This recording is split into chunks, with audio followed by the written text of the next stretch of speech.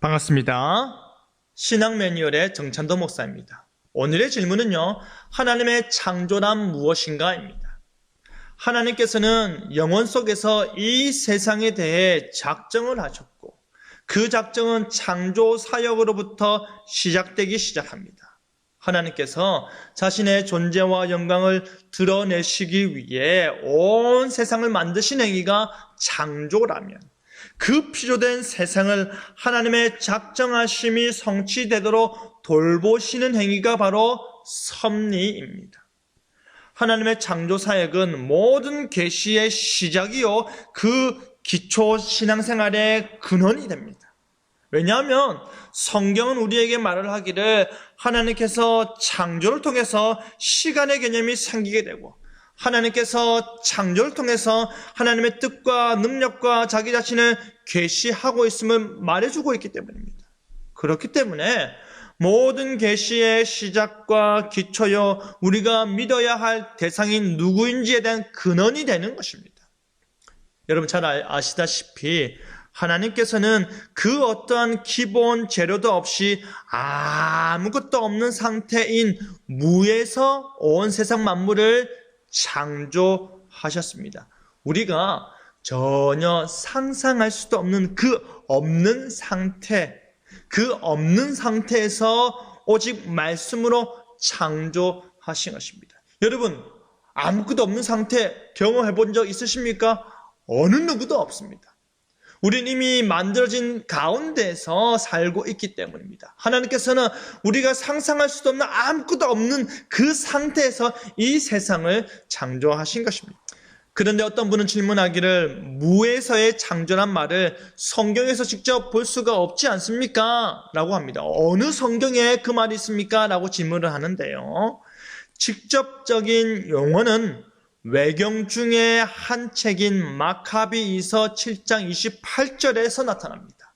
하지만 무에서의 창조, 그 개념이 시편 33편 9절, 148편 5절, 로마서 4장 17절, 히브리서 11장 3절 등과 같이 다른 성경의 구절들과 함께 이해할 수 있고 뒷받침되기 때문에 우리는 아무런 부담 없이 이 용어를 사용하는 것입니다.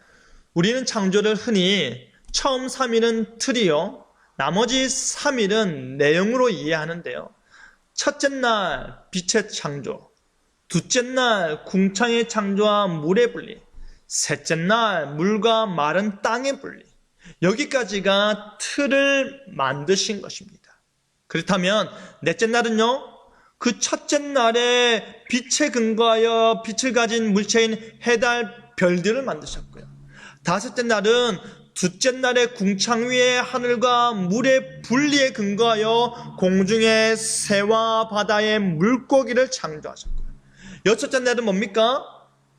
셋째 날에 근거하여서 땅의 짐승과 육축과 기는 것과 인간을 창조하셨습니다.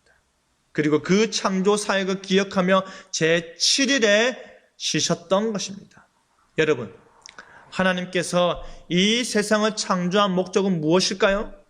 그것은 바로 하나님이 그의 주권적 의지를 따라 그의 자신의 영광을 나타내기 위함입니다.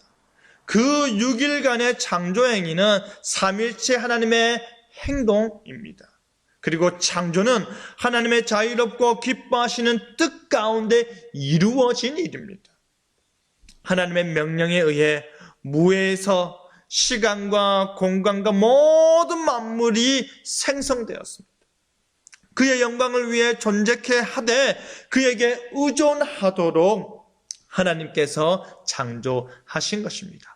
그렇기 때문에 창조주가 누구인지 기억하고 창조주에게 의존하며 사는 것이 우리의 본분이라는 것입니다. 하나님의 창조하심을 기억하며 하나님께 감사와 찬송과 영광 돌리며 우리가 누구로부터 왔고 누구의 말씀으로 지어졌는지 기억하며 사랑하시는 여러분 되기를 바랍니다. 감사합니다.